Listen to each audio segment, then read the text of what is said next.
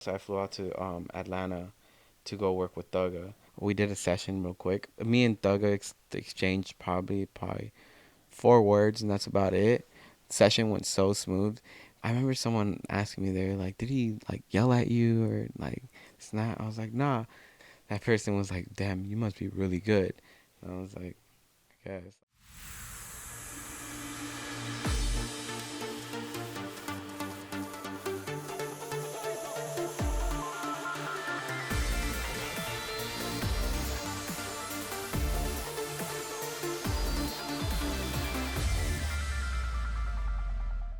All right, everybody, welcome back. I'm here with Tito Just Music, producer, engineer.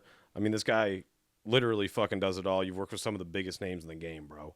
And I'm a pleasure to call you my boy. So thanks for coming today or having us. We really appreciate it. And dude, we're in Nashville. What's going on, dude?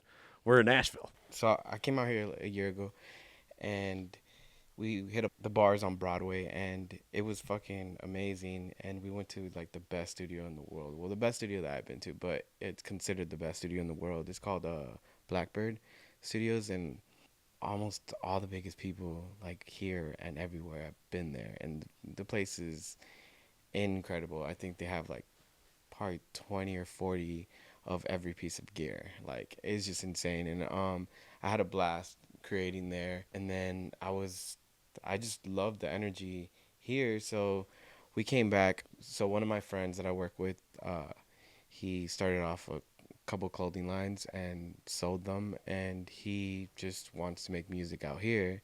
So I came out here, built this studio with him not too long ago. I think like 2 weeks ago. Put the studio together, and I'm excited just to like create out here. Energy is so refreshing.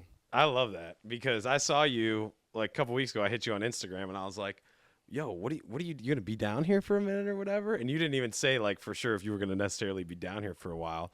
But the studio you built here is fucking unreal, bro. I kind of wanted to start more from the top, and then I think we'll dig into the studio in a little bit and how we got to this. Because if you guys had any idea where I'm sitting, I'm just gonna leave it. It's a fucking sick studio. I mean, dude, this is unbelievable. So, I mean, Tito, where are you from? And then just kind of give me your childhood, man. Kind of give me growing up and where music really played a role for you. So, growing up, I grew up in Miami. I was actually born in LA, moved to Miami like when I was like 2 weeks young. Yeah. Um, and yeah, I was a bad kid, like really bad. Like fuck, I would just do everything that you weren't supposed to do. You, Like what, dude? What were you doing? man, I'm talking about just like getting fucked up. In Orlando, after I moved there, after like when I was like 14, there was nothing to do, so I would steal cars No and shit. just joyride them for a week, and then go to the next car and then do stupid shit. And it was just uh, I was just bored. And it was like Orlando's one of those cities where it's just Mickey Mouse, so it's just like Yeah. that's it, there's nothing else. So I basically was just reckless. But then I realized that when I was 17, I started doing DJing when I was 10 years old. Then I started engineering on this program named Cool Edit, Okay. which Adobe bought it out, and it was called Adobe Audition afterwards. It was the same exact program. I was just recording on that with some of my friends, and I was DJing, but I like wanted to get, instead of playing everyone's music, I wanted to get into making music. So of course, I would always be a bad child, but then I always had this music thing going on. And my stepdad was a manager for this big group at the time called Smiles and Southstar. It was these two rappers out of Florida. They had a big hit back in the day. And he was a manager, and he would always bring me to the studio. So I would go to these big studios. Hit Factory was one of them in Miami. And I remember looking at the engineer and just be like, that's what I want to do one day. And That's probably crazy looking back now yeah, and thinking about that, right? yeah. At From 8 years old, that I looked at yeah. that was my vision, like someone in the room, and I was like, I want to be that guy one day. And it became that, but I was always in trouble. always getting grounded and shit, and just by myself in my room, and just thinking about when I was gonna have freedom again, because I was always grounded. Like, I would get off ground, being grounded, and then just get grounded the next day again, because I was so fucking bad, really bad. You know you were bad when you are the one who says that you were really bad. Yeah, You know what I'm saying? It's not just somebody else telling the story. You're owning the fact that you were definitely yeah, really I deserved all my punishments. Let's just say that. bad. Okay. So yeah, and then so then in Orlando, I had to start thinking about what I wanted to do in my life, because my mom put this pressure on me, like, oh, you gotta leave when you're 18. Like, every parent does that. Yeah. In some capacity, absolutely. Yeah. Yeah. So she knew of course her son was a fuck up, um but in high school, and so this was a sophomore year. I only made it to sophomore year, first of all. So And you dropped out. yeah, I dropped out. No way. Yeah. That's so interesting. So Because most of the successful people I meet, I mean, truthfully, dude, are not good in school. yeah, I mean, they're just not. I was horrible in school. So I remember I was in, so this was sophomore year, and I had a studio in my room, in my bedroom, next to my bed. And my parents, for like Christmas, they would get me little like things to get music equipment, and my dad, like my real dad, would get me stuff too, my stepdad and my mom, and like, so I would like accumulate all this stuff. So they were really feeding into your music because that was almost like they loved that about you. Yeah. My mom just wanted me to do something, but she wasn't supportive as much as with music, but my stepdad and my dad were, like, they knew. But my mom was like, I just want him to figure something out that he's going to be good, But because music is a hit or miss, But, Absolutely. so I don't blame her. So yeah. So then I would always record in my room. I remember going around. Orlando was a new city, so I had to figure out how to record people, because I wasn't gonna record myself, because I wasn't doing that.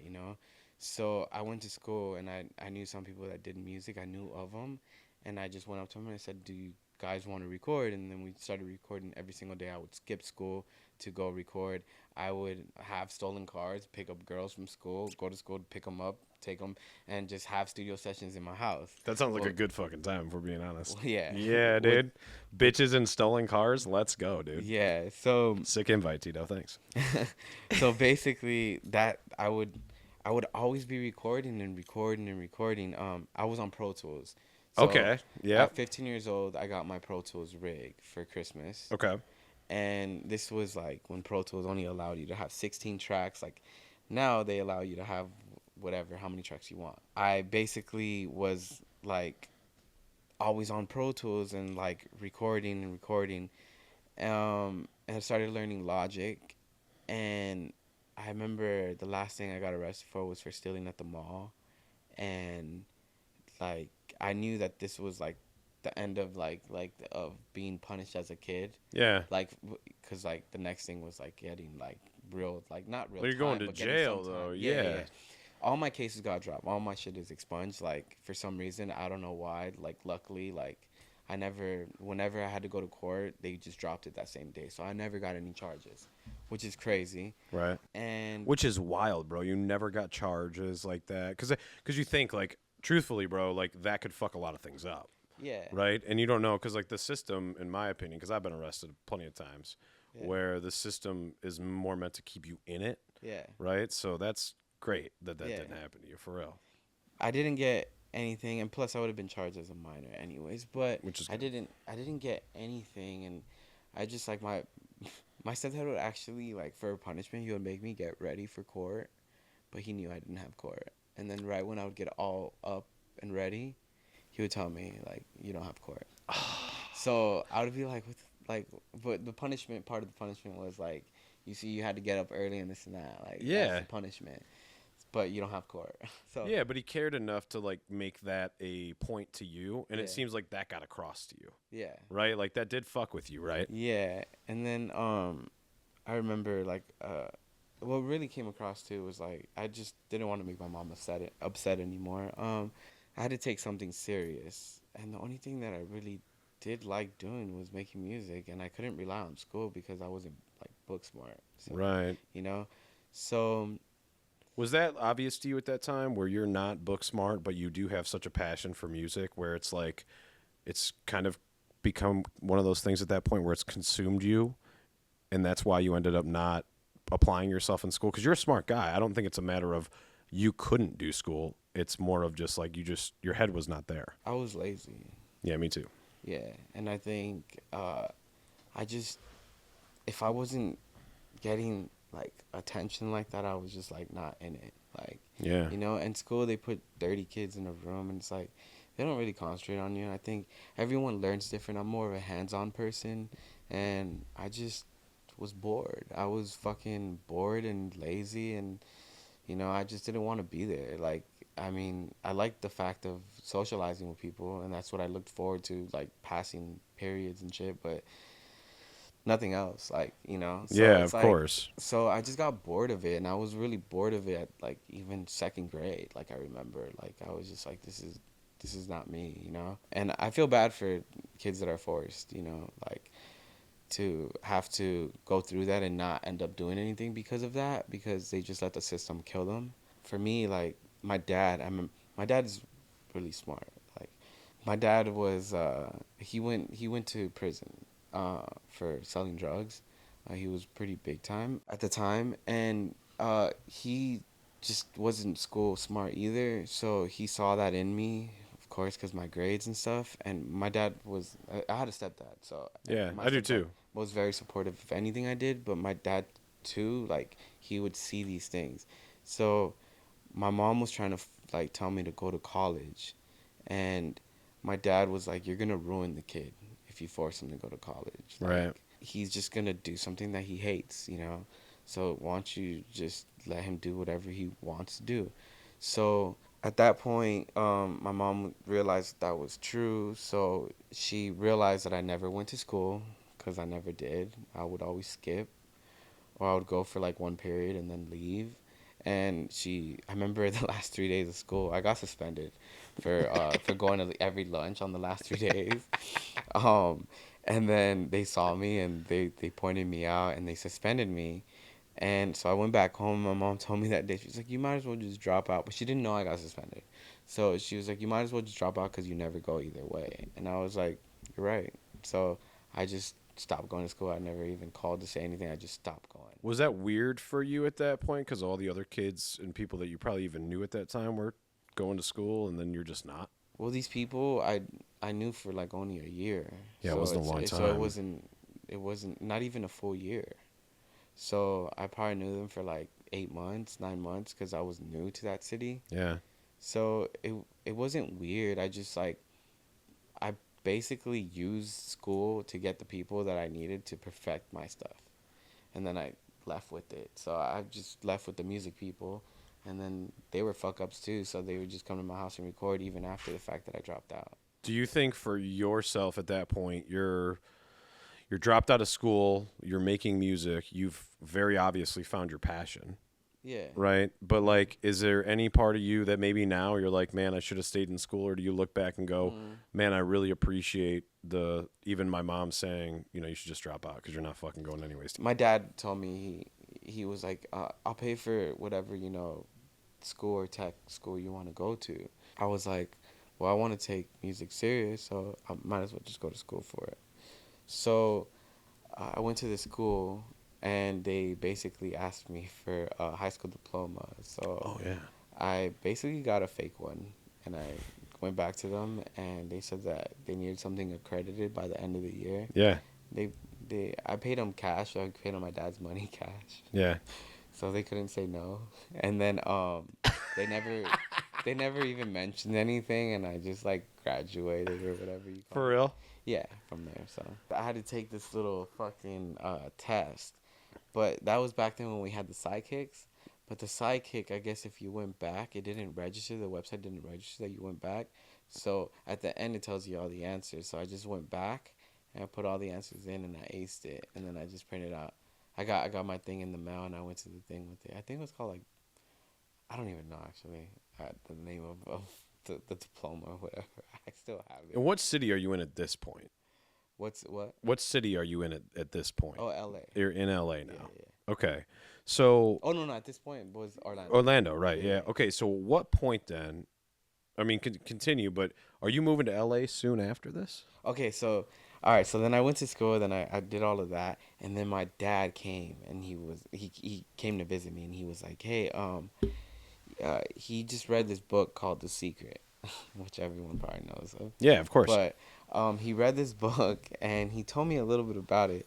I didn't end up reading it at this time because I wasn't book smart, so I didn't fucking want to open up a fucking book. So I remember he told me he's like anything you believe in, like anything that you believe that's going to happen, without one single doubt will happen.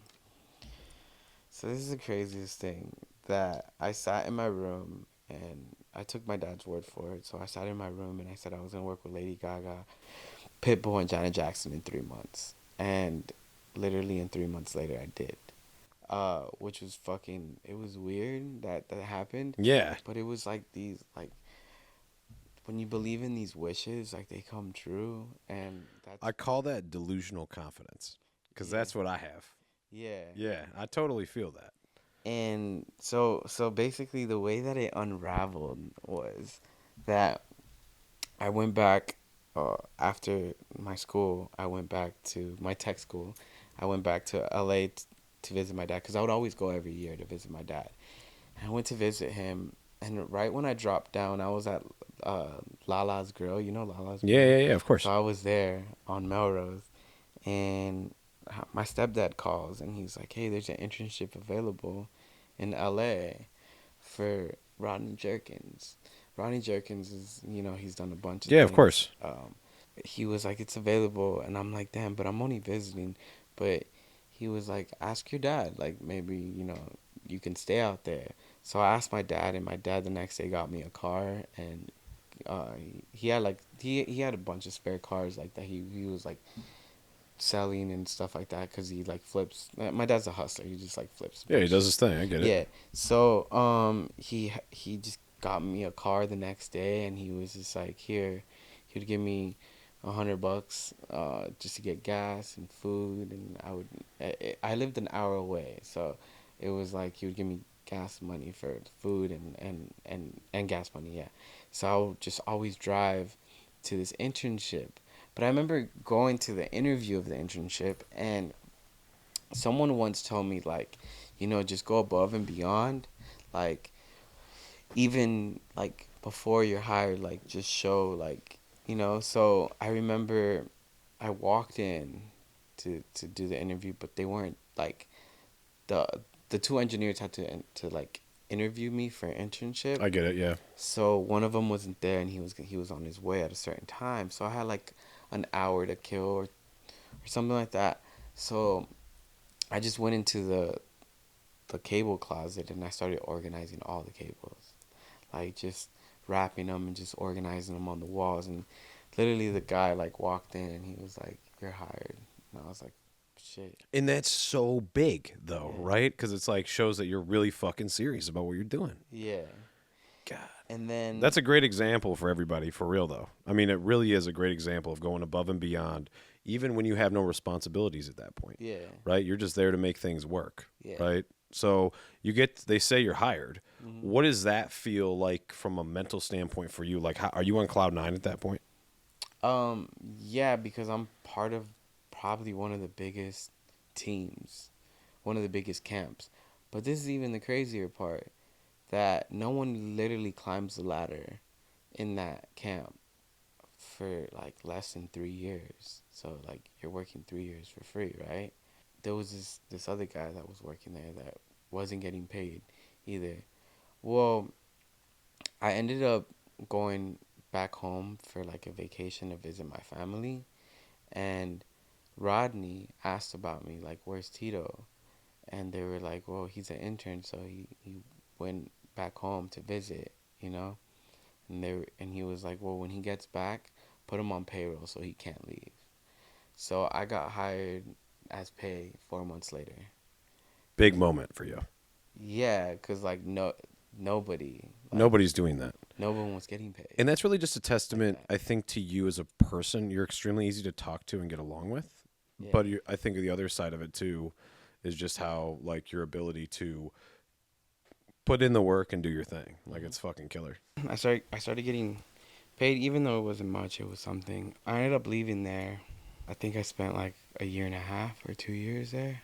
It was crazy because it was like a camp. It was really like a camp. Like, so I learned like this worth ethics that you don't learn in school.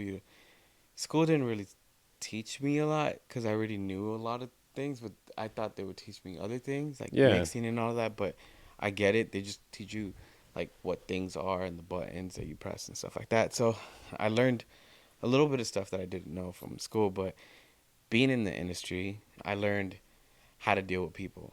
I learned how to work at people's pace and keep the creativity flowing at a certain speed. So it was kind of harsh. So it was like I was afraid of messing up at a point. So my mistakes really got to a minimum point. Because you're so detail oriented. Yeah. And that's why you're so successful, I think. I mean, really, I think that's a big part of it because I don't think anyone is more critical about your work than you. Yeah. Yeah. So I was just wanted to get better and better and better. And then I remember like finally getting better. And he told me, like, he was like, I see you. And I was like, damn, okay. Like, so I kept on, like, after that, I kept on working with producers and stuff and building situations with them. Um, and then I remember meeting someone and they told me, like, you should work on your production.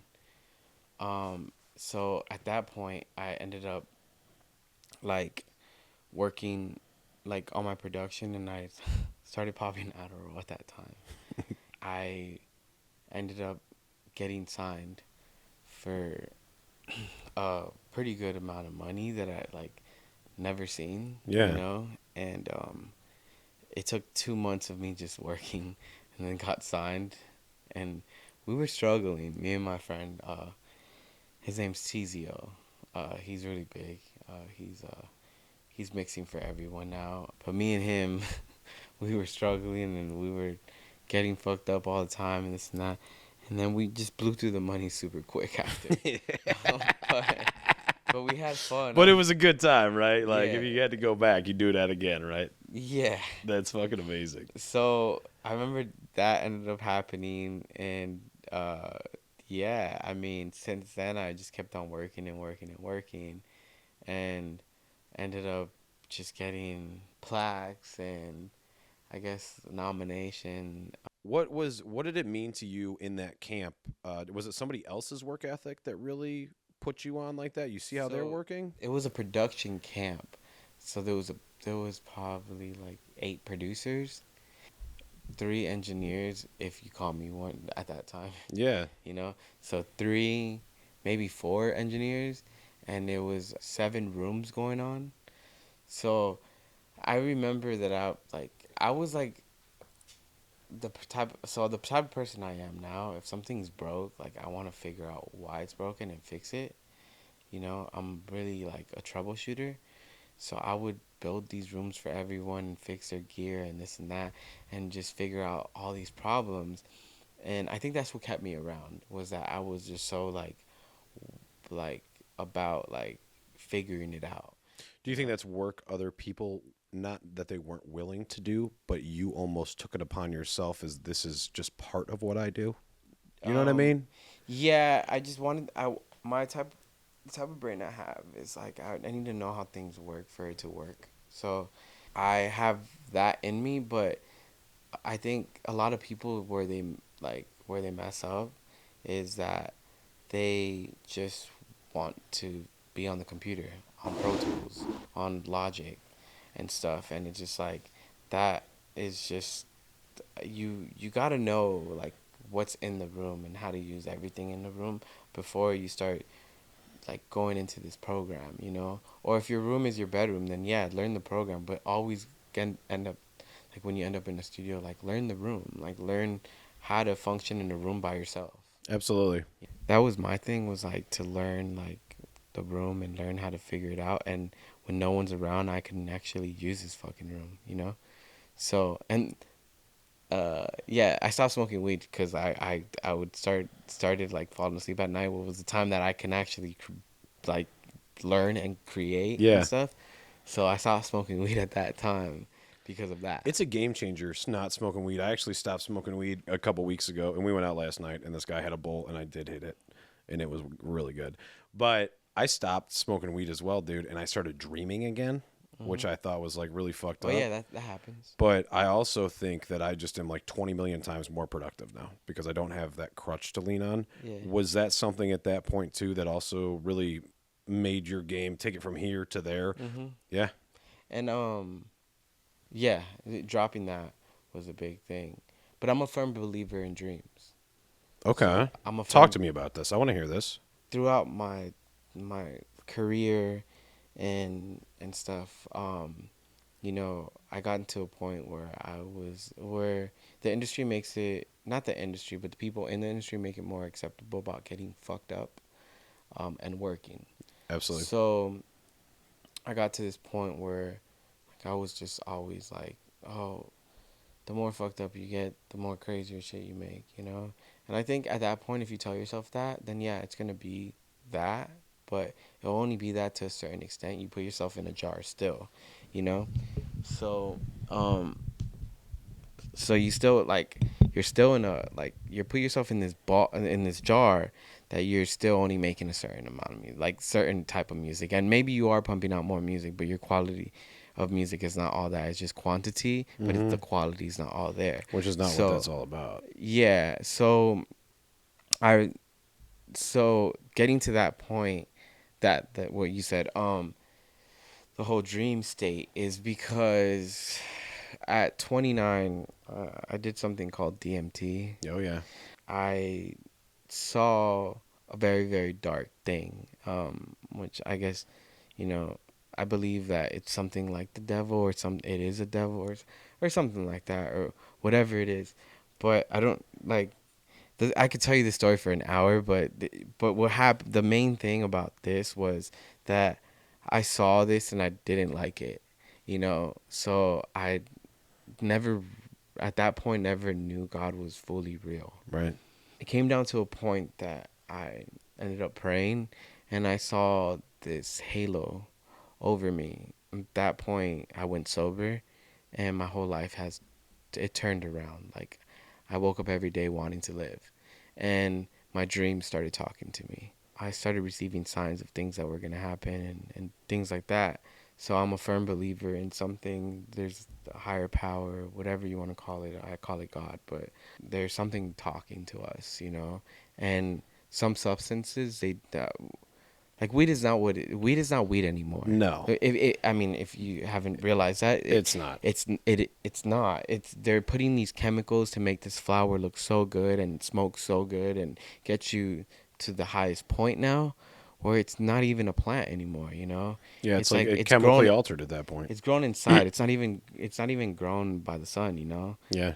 all this type of stuff is cutting off of a lot of things. New what is it called? Neuroreceptors. Yeah, in Yep. your brain that are not functioning the right way. I just know that when I went sober, like something started happening that was different for me, and my life broke, which is crazy because I at that time like had a lot of time to myself, and I started writing down things, and I wrote down like a couple things that was crazy. Um, that I wanted to do. And it was funny because one of the projects that I ended up eventually getting after I wrote it down, it was 3 months later. It's always the number three. It is, dude. Um, Always. yeah, for me, I saw 333 after like it was in my best friend's password. Everything's threes. Bad things in threes. Every 100% agree. Yeah. 100% agree with that. So 333, the number came to me because it started coming to me because my best friend, it was in his password and he passed away, and so then I started seeing three everywhere. But so 3 months after I wrote that down, I remember that I met this one person that I thought she was a star, and I started working with her, and we like built up this whole thing like like just figuring it out. being something, you know, like now it's a start of something, but it's still something, you know, and I think that's so beautiful of it, you know, that like the first thing I wrote down, and it was on her birthday, the day that I wrote it down. Wow. And I didn't know her until 3 months after I That's wrote it down on fucked. her birthday, and it ended up being this thing, and I just saw both of our hard works go into this, and then like just become something, you know, this manifestation, you know. And you know, I even was we were big on like manifestations and vision boards and stuff like that, and we would do this on our spare times and stuff. And all the things that she put on her vision board, she ended up getting all of them, which is fucking crazy how everything like, you know, worked. But I I think think when you envision stuff like that, dude, like, and I'm dealing with the same thing with me right mm, now, and this is nowhere where I want, like, this is not even close to how big I want it to get. yeah, But like, dude, when you really think about that stuff and you apply it and you manifest it and you speak it into existence, I truly believe that that shit happens. You know, yeah, of I course, really do, dude. I mean, I couldn't agree more with what you just said. I yeah, mean, for real, dude. That's exactly it. yeah. And it's just it's crazy because it's like it was just like so many like little things that like spoke into existence, and I'm still doing it now. And like now I speak like little things by mistake, and but I'm always good to like stop the negative, Yeah. you know, the little negative things that I like we all come across like in our minds and stuff, and I'm good at controlling that. Manifestation is so true. What do you Like, do to control those negative things in your mind? Like, do you have like a specific practice that you work on, or yeah. is it okay? So in the book, The Secret, it just tells you to like basically just say that you cancel it out. So every time I have a negative thought, I just say cancel that negative thought. Take that piece of advice. I like that. I Yeah. love that. I hmm love that. Cancel that out, and you just probably you say it out loud, maybe I've sometimes. been saying that since I was 17. So my brain is just automatically once I recognize a negative thought, I just cancel it. That's heavy for me because I love that because I deal with depression and stuff like that on a regular Yeah. basis, and that's just another tool, and I appreciate that because Mhm. I always look for when we do these podcasts to get as many different tools as I possibly Mhm. can to use for myself. You know what I Yeah. mean? So let's all use that tool because that's a big one. Cancel that thought out. Yeah. So how old are you now? I'm 33. You're 33 now. Just turned 33. Yeah. I like that. And can we all just acknowledge Tito's swag? What kind of jewelry are you wearing right now, bro? Because that watch is fucking dope.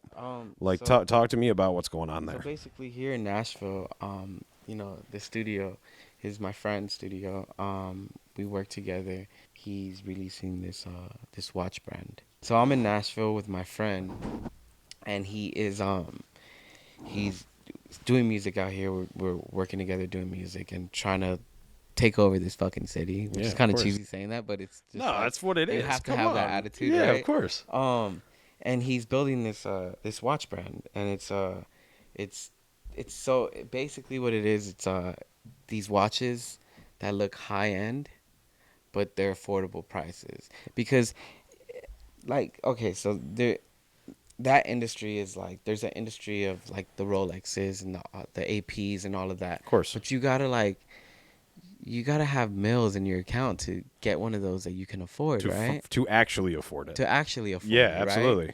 You know, instead of wearing your bank account on your wrist, you know? So many people do that in LA, bro. Yeah. So many people do that. And it's kind of weird to wear a fake one. So there's he has taken this idea of making this watch that looks very high end for cost, for like not cost, but you know, cost efficient for Absolutely. people.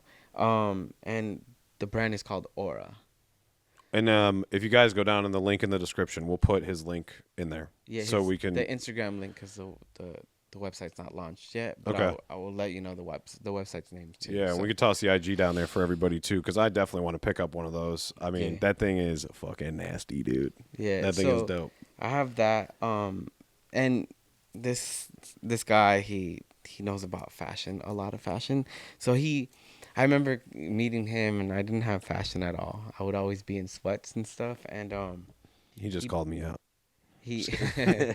so he put me on to. So okay, I might sound like I'm chasing this whole hype right Yeah, now I got you. Go. because I was on this before 5 years ago. Oh So wow, so this was all this is way before. 6 years ago. So this is right now we're in 2023. This was 6 years ago, right? Chrome hearts. I have my rings are chrome hearts. Well, two of them. The My bracelet's chrome hearts and my chain is chrome hearts, right? So he put me onto this, and I really didn't really care for the brand at first because like I wasn't really into anything. Yeah. So uh, I just started rocking it, and then it popped off. Like it came back around because Chrome Hearts has always been around, Okay. but it came back around. It broke into the urban side of the industry, the hip hop side of the industry. Now people are just like holy shit, like like you've been rocking this, like, and I had like the Chrome Hearts glasses at the So time. you're a real OG with that brand, though. Yeah, I have Yeah, a that's a bunch real of OG. things. So that's my jewelry pieces. But yeah, fashion wise, he put me onto a bunch of fashion things before it even happened. Like gallery department, everyone's wearing gallery department, but Yep. we when it was a little boutique and they would customize your clothes for you, um, we were getting it. You were already on it. Yeah, we were on it, and my closet is pretty filled with gallery, and everything is went up in value, and it's just crazy because it's clothing, but it's like art pieces, which is the dope part about gallery. Well, it used to be before it was like big manufactured now because It the changes, supply and demand. obviously. Yeah. Yeah, it's because it's a bigger company now. They can't just It do doesn't. Everything changes when it gets yeah. bigger It like can't be that. a boutique anymore. So I understand it, but yeah. So but uh, talking about fashion.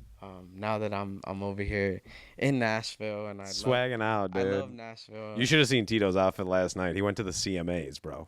You were swagging out last night, dude. Yeah, so I'm picking up this whole Western swag. My boy's putting me onto the same person Yeah. again. He's putting me into this whole Western swag. But the funny part is, about 6 years ago when I met him, I told him since he does fashion, I told him about my uncle doing fashion, my great uncle, and my cousin doing fashion, which Manuel was one of the people, or I think to put Elvis in the jumper suit.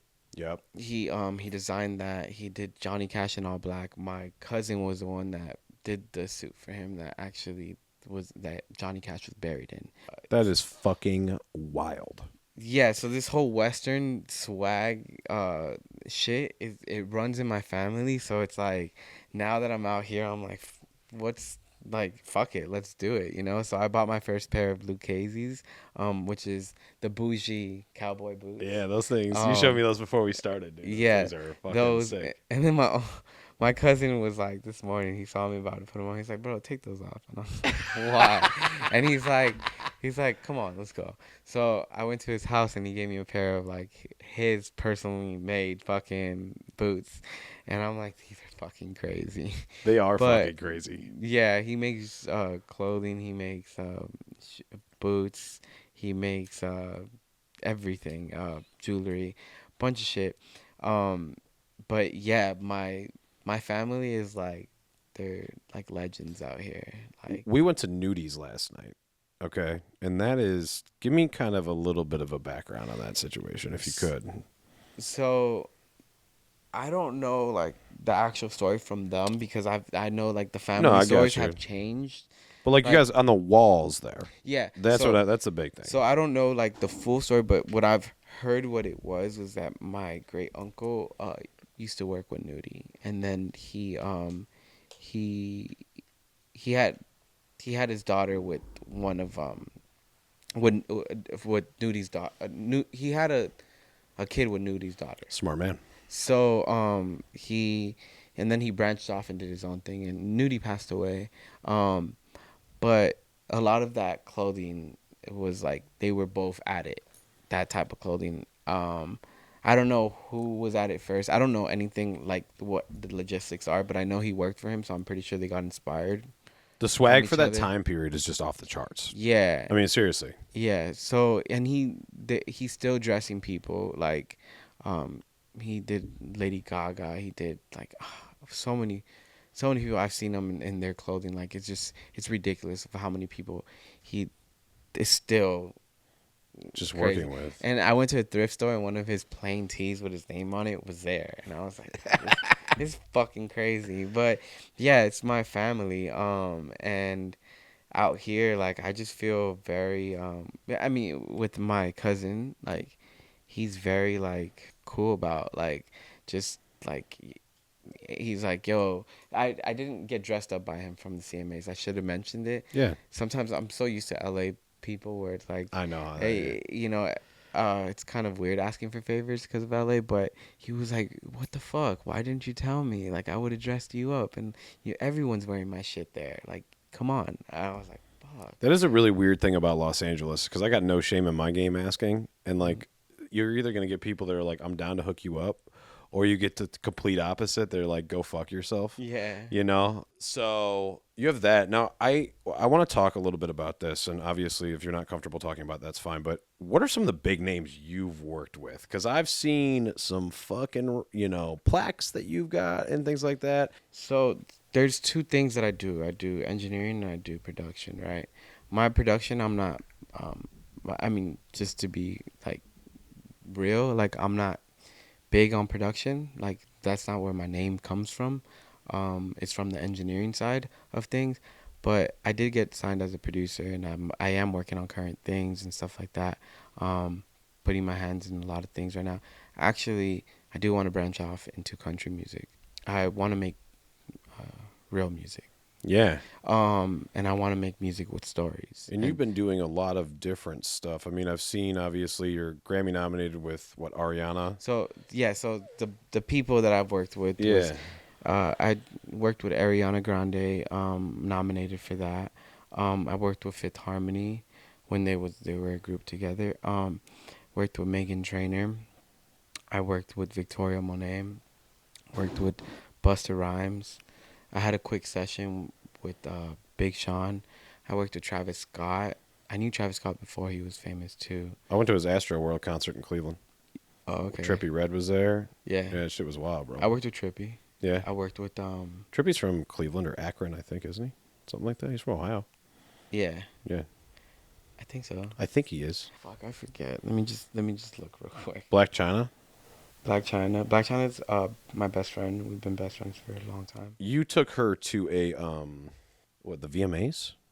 No, What'd you take her to? the Oscars. Fucking yeah, fuck me, right? The Um, Oscars, bro.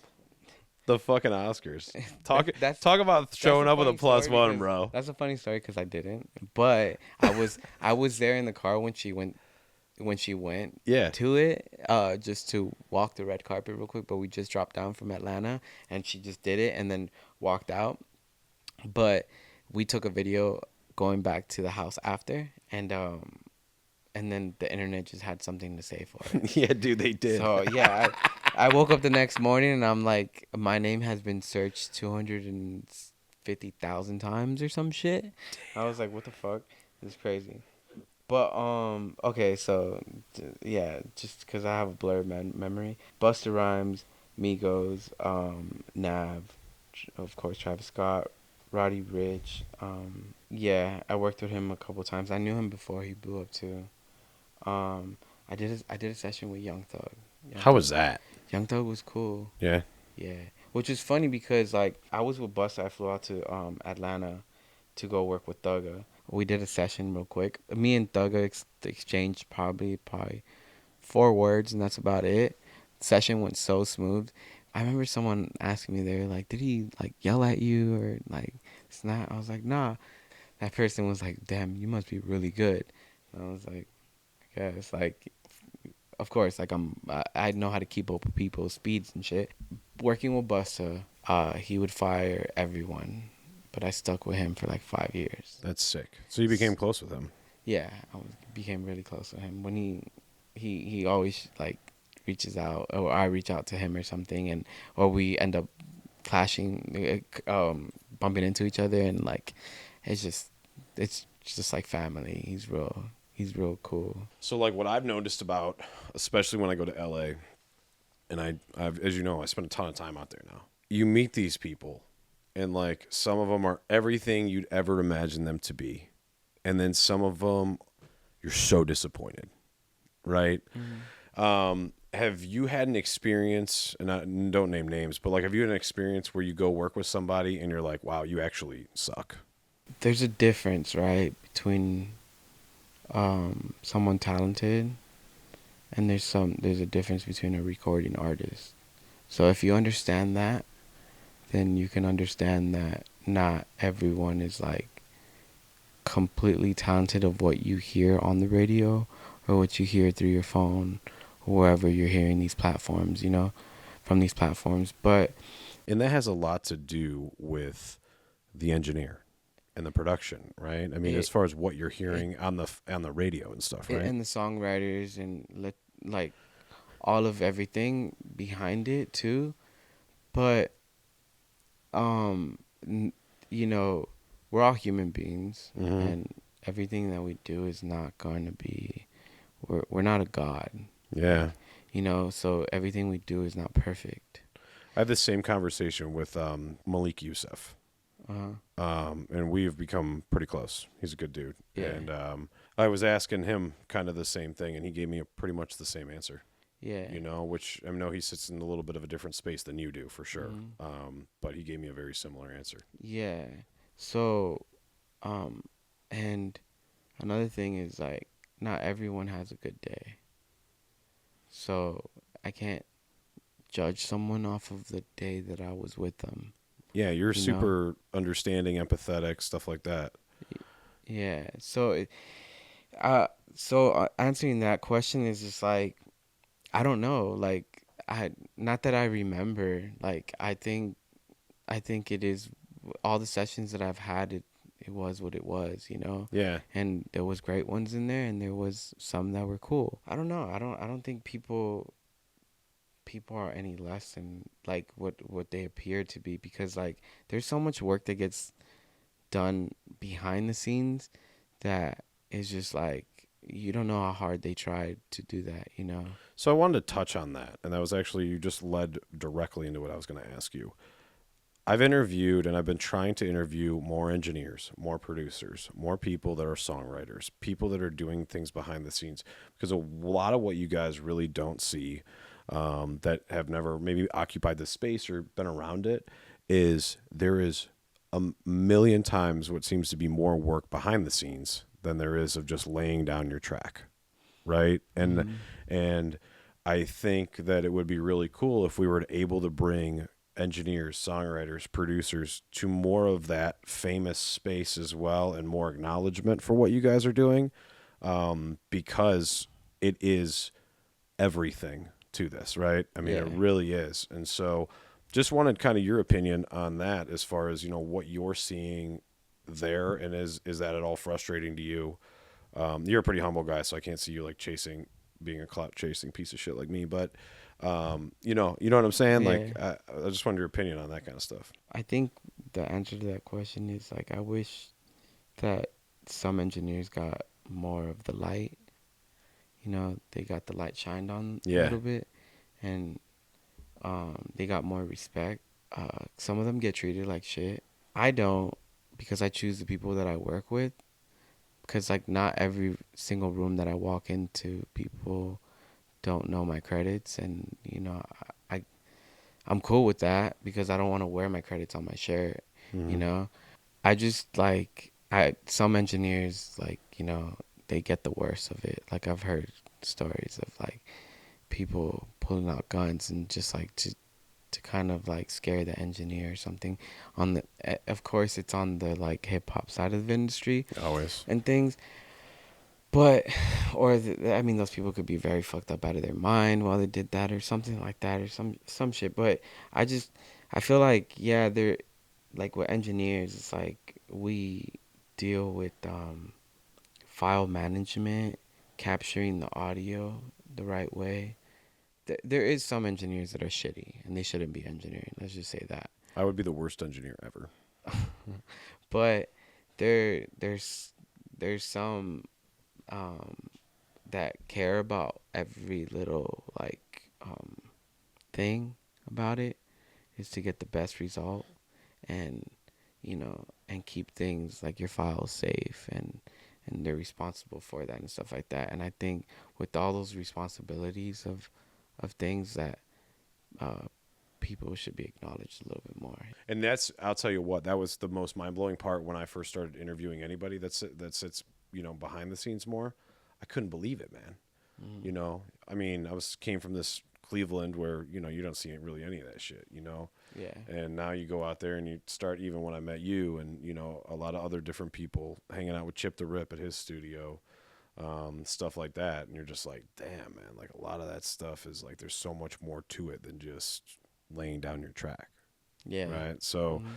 I really appreciate you commenting on that. What keeps you in a positive space on a regular basis? I've never seen you in a negative space. You seem to always be, maybe, I mean, everybody has their days, right? But you seem to always push through those. What are you um doing every day to do that? you see me on my worst days. Mm-hmm. I just don't show it. you know I let people just make me happy, whoever it is. And um if you let that happen instead of like you know shutting down, I think it helps you get out of it.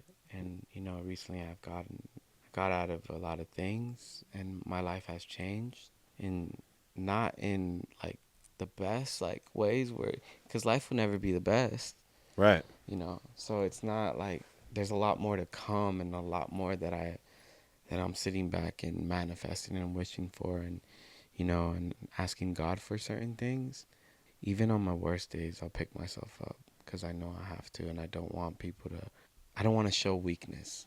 you know Right. and it's not from a non-humble place. It's from a place in my heart that I want to give a good vibe to someone than giving them a bad vibe, because energy is um, contagious. Man, that's you know everything, right? so I can set an energy off in you that I don't know if I did or not, and then you go on and you have a bad day, just and you won't even notice it came from me. Right. So it's like you got to pick yourself up every fucking day and just wake up and just go after your day. And I really like what you just said. You just said I could give you a bad energy, and then you could go off and have a bad day, and you don't even realize that's where it came from. yeah, I mean, that's massive. yeah, That's huge, because yeah, you don't realize that, right? And I think I've done a pretty good job of trying to occupy a space. When I see somebody with a bad energy, I try to acknowledge it hmm and stay the fuck away from it. Unless it's obviously somebody that needs help, or you know what I mean, is struggling and could use a friend in any capacity. I think for you, I know a lot of changes have happened in your life over the last couple of months, right? And so for me to see you, and see how well you're doing and see what you're doing, and then to see that you just like are like, all right, like maybe these are the changes I need to be making, and these are the things I need to be doing. hmm And I think that's so fucking dope. yeah. I mean, I think your life is as is because of you, and you have to come to realize that so you can go on and change it. But your reality is what you've accepted it to be. I feel like every time that you wake up and you're taking another breath, you have another chance. And there's no such thing as, to me in my brain, there's no such thing as like the future or the past. It's just about the now. You're right here. Yeah, so failure and completion only happens in the now. So you have to take full advantage of it. And I could get better at that, of course. Everyone can. Even people that are at their peaks can Yeah, they're still humans. they can get even better. There's times that they fall a certain amount, and then they have to pick themselves up. And recently I did see my demons come out. I was heartbroken, and then I was off getting fucked up, and I had to change that, because I started seeing the worst things of myself, and I started hearing. I mean, we all hear voices in our fucking head. There's something talking to us, right? Absolutely. And I started realizing a lot of negative voices in my head. I had to cut that off, and had to move on from that. But you know what? Being in Nashville, there's a type of energy here that's very clear. I'm starting to love this place a lot. Want to just be more out here. I think maybe even eventually even move here Yeah. because I don't know. There's something in me that's telling me to do it, and I feel it. There's this tingling sensation that is happening like every time. Isn't that so magical? Isn't that the best, man? You know, because you come out of that. I was in the same space, man. I was heartbroken, you know, for a long time, man.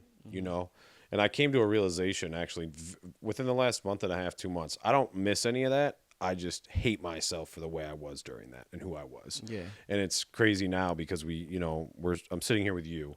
I'm in Nashville. I'm in LA. I'm down in Miami. I'm all these places. I'm having fun. We're going to Atlanta. You know, we got all these great things going on, and I'm so blessed to be where I'm at.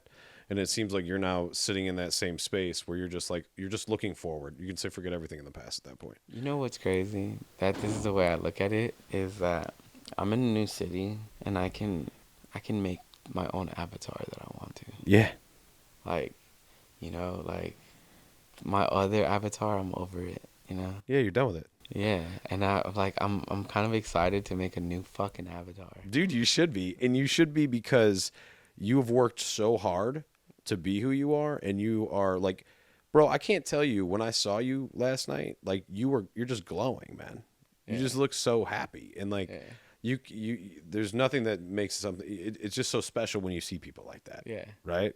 And like you get to make your own new avatar out here. Yeah. That's a phenomenal thing to say. Yeah. I love that. I And love that. I think it's just fucking cool. Like, you know, you can call it a character, you call it this and that, but it's like, fuck, just leaving my old life in the past. Like, it doesn't even exist anymore. Like, this is me. Like, fuck it. Like, if I want to put on boots, I'm gonna put on fucking boots. Yeah, dude. You know? Yeah, dude. And You goddamn should. And it's not about what anybody else likes but you at that point. yeah, You know?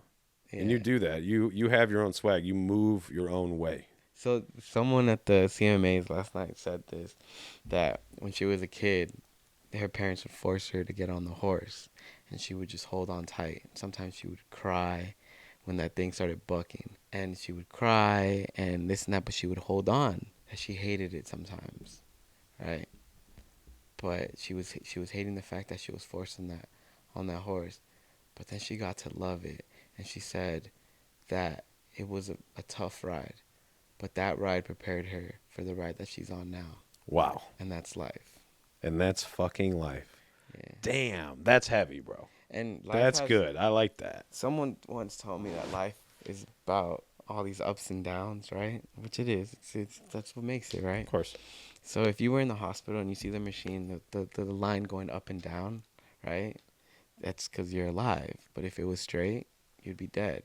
So that's what life is. It's just the ups and downs, and that's what's gonna keep on making you live. Is those ups and downs. You're in this new space. You're doing well. You're sober. What's next for you, though? What is next for you out whether it's out here, whether it's anywhere, man? Like, what are you looking to accomplish, and what are kind of, do you have any goals that you're trying to crush? So if you look behind me, there's a bunch of fucking like cool ass pieces of gear that I have picked out. Yeah. I put this studio together and I picked out all this gear, and this is all for my friend and stuff. And everything behind you this is recently installed and built within the last couple weeks, right? Yeah, except for the shell. Okay. So all the gear and everything was picked out by me, and this gear is very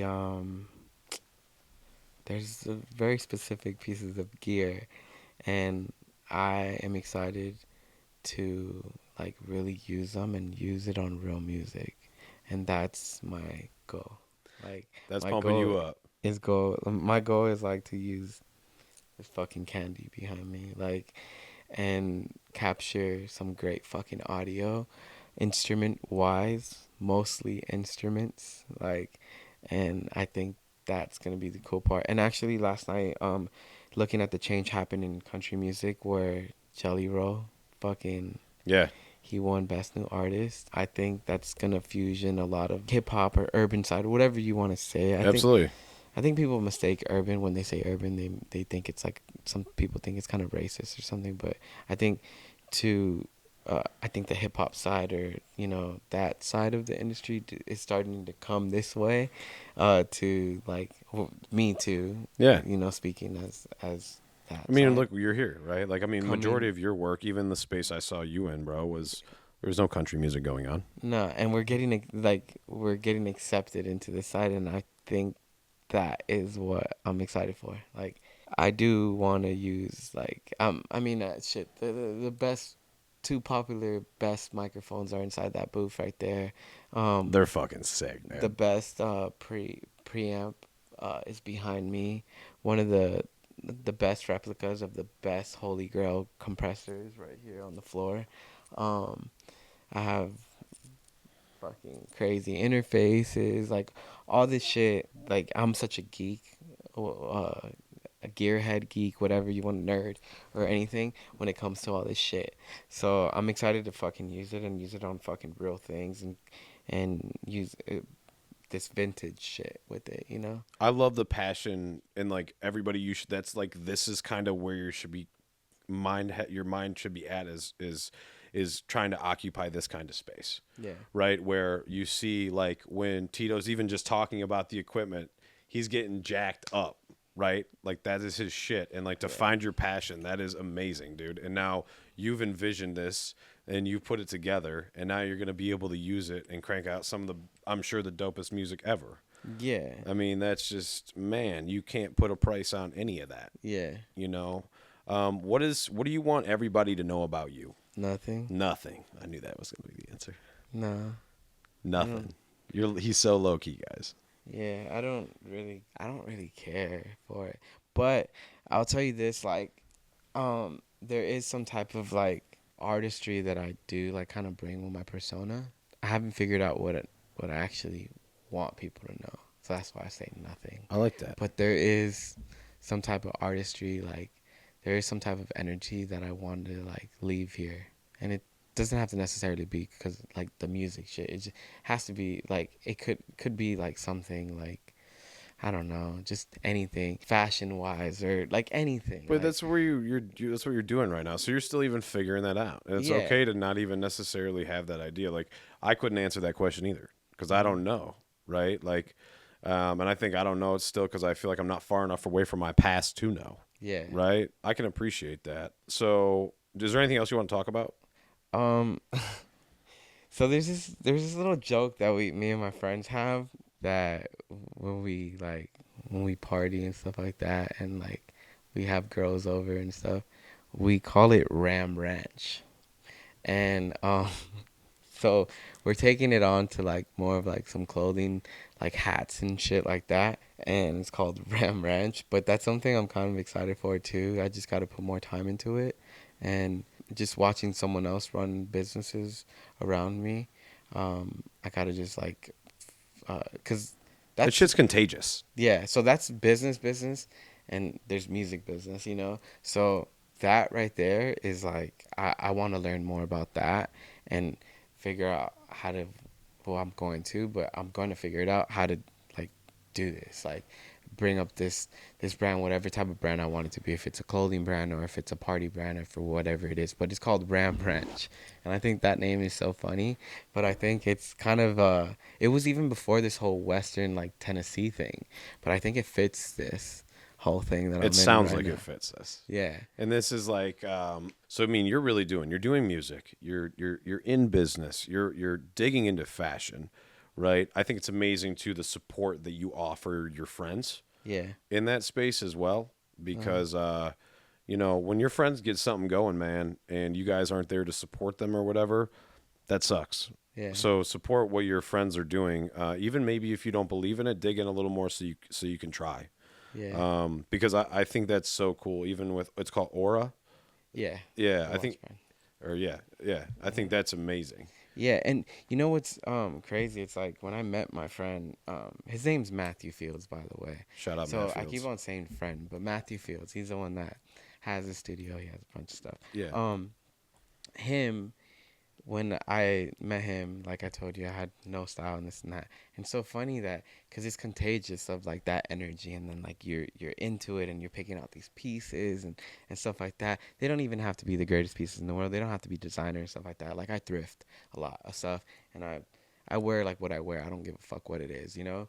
But when like you just learn how to like figure it out and like wear it in the right way and stuff like that. And now he asks me for advice, and I feel great about it. And I always Yeah. ask him advice because he's like he got me into it, But you have and the dopest I look friends, up to bro. him, you know. But yeah, it's just like it's cool. So it's like I'm just like seeing things and stuff like that. So I'm very excited for like all these things and like fashion and everything like music wise, and his taste in music, he's doing music with me, but his taste in music, and he called this country shit that was gonna happen maybe 2 years ago, and now it's happening.